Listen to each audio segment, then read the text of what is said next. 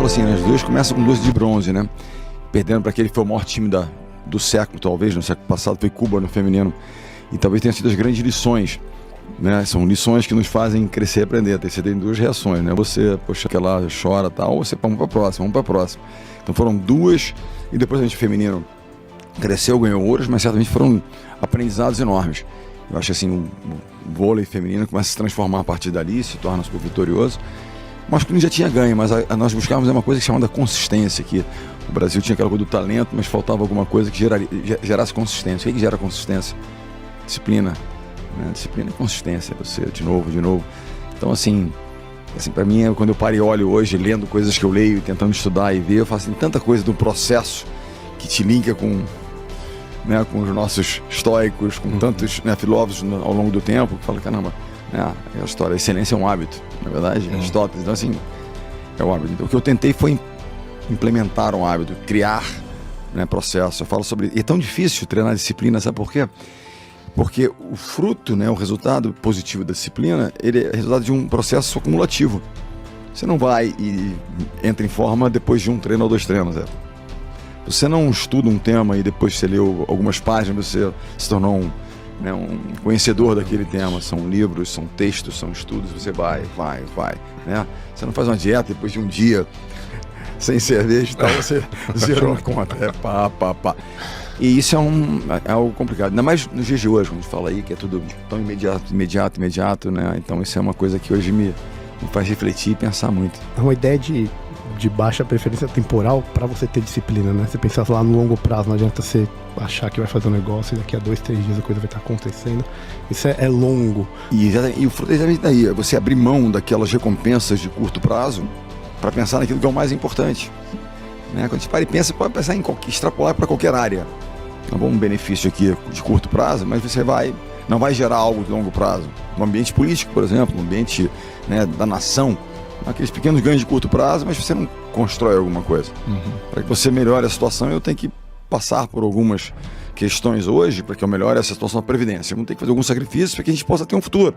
Então tudo é, de alguma forma, ligado à disciplina, à consistência ao longo do tempo. E você pega isso, que o esporte ele só traz cores vivas para situações do mundo real. Quem é que nunca disse, olha, foi suado botar o nosso Beyond the Cave de pé? Mas às vezes você está sentado numa sala com ar-condicionado, você não sua uma gota. O esporte ele é literal, você sua. Mas o processo de difícil, a gente corre atrás e apoiadores e chamar gente e tal, o processo é o mesmo, sabe, de batalhar, né? Então acho assim, é bacana que traz as cores. É literal, foi duro. A dor ela é parte presente, física mesmo, né? Mas quando foi doído fazer. Você não tem uma dor física, tá sentado numa cadeira bacana, mas é a dor da entrega, do processo mesmo. E você tá lendo Sêneca falava isso, né? Que nem todo prazer deve ser perseguido. Sêneca tem uma muito legal, que eu acho que resume muito bem o que você falou o seguinte: o ouro é forjado no fogo, assim como os grandes homens na adversidade. É isso. É muito estoico isso, muito forte. Então, e olha como eu falo que extrapola.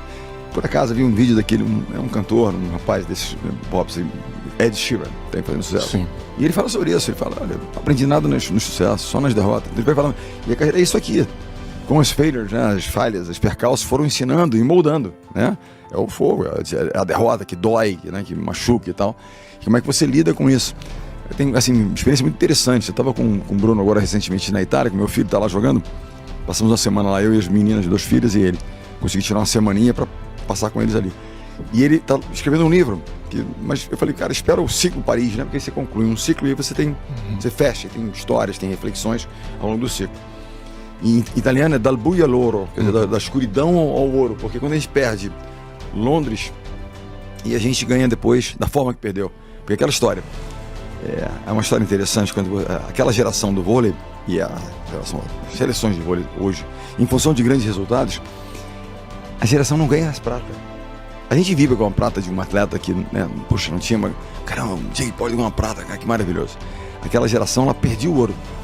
Era frustração, não era, uma medalha olímpica, entendeu? Então era... E ele fala isso, que ele ficou 4 anos sem conseguir ver o jogo, etc. Tem uma série de reflexões. Como é que ele doou aquela dor e como é que aquilo fez dele um cara em condições de lidar com a pressão maior de jogar em casa no Rio de Janeiro e ter que ganhar. Então tem que parar e olhar, é um processo estoico mesmo. E aprendizado histórico, assim, muito legal. E Bernardinho, você acha que nessa água, nessa disputa, né, que o esporte representa, né, nessa coisa do dia a dia, você acha que é mais importante para essa coesão de altos performers, né, de caras de alta performance, um comprometimento inicial, uma declaração de alinhamento ali, ou uma reflexão de um aprendizado próprio, como você está falando que o Bruninho poderia fazer, e ter um momento certo de você encaixar isso e pegar as experiências de todos aqueles líderes ali, ou de todos aqueles altos atletas, e construir a nova campanha ou o novo objetivo? Eu acho que a gente parte sempre desse ponto, né? Olhar o passado, né? Sem se deprimir com o que aconteceu, muito pelo contrário, é como um combustível de aprendizado, um combustível de querer reagir a partir daquele sentimento.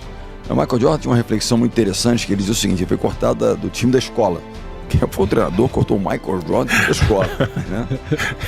Mas aquilo talvez tenha feito dele o que ele se tornou. Olha aqui, se ele não tivesse sido cortado, talvez ele tivesse, eu sou bom mesmo, sou um talento, e vai. E aí aquilo ligou um sinal de alerta. Se eu não ralar muito, qual foi a reação dele? Eu vou trabalhar tanto, treinar tanto, que eu nunca mais quero sentir o que eu estou sentindo agora. Um garoto que é jovem, garoto, na high school, na escola, então ele, a partir daquele processo, começa, né, a criar o monstro Michael Jordan. Diz o seguinte: agora eu vou para dentro de todo mundo. E é muito interessante falar do líder Michael Jordan, que viu a série do Last Dance, tal, que é uma coisa muito bacana, que é em torno do Chicago Bulls, tem vários personagens, né, do Phil Jackson ao Dennis Rodman, aquele louco que se encaixa, né, naquela história toda. Mas ele fala uma coisa, uma das principais reflexões. Tem duas, uma que é muito tradicional, que ele fala: eu posso até ganhar uma partida, meu talento faz com que eu ganhe uma partida, mas nunca vou ganhar um campeonato. O campeonato precisa de um time, né? A inteligência trabalha em equipe em lugar. Campeonatos. Mas a coisa mais interessante é que ele fala sobre liderança. Ele fala que vencer, ganhar alguma coisa, tem um preço. Tudo tem um preço, não é almoço grátis, mas enfim. Tem que ralar. Liderar cobra um ônus. Eu estou lá na PUC, no Rio, onde eu me formei, e me chamaram para dar aulas lá, liderança empreendedora. Uma das primeiras perguntas que eu faço é: mas você quer realmente ser um líder? Você olha e fala assim: o líder, aí você pensa aquela coisa meio carismática, aquela coisa do cara ali num destaque, não. Mas só que tem um preço daquela história toda. O ônus, você vai ter que cortar alguém, né? Você vai ter aquilo que é certo, não que é conveniente, é difícil, muitas vezes, né? Ou então você se torna um líder populista, fica ali, aí estraga todo o processo. Né? Quantas vezes você tem que contrariar a turma e dizer: é por aqui. E que entendemos que muitas vezes não é sobre você ou sobre como a sua fala inicial. E ele diz uma coisa que é o seguinte: eu nunca cobrei ou exigi de alguém algo que eu não estivesse disposto a fazer. Então é o seguinte, ele cobrava, mas estou aqui para fazer. Né? Então a essência da liderança, né? O exemplo. Você tem que estar ali e fazer acontecer.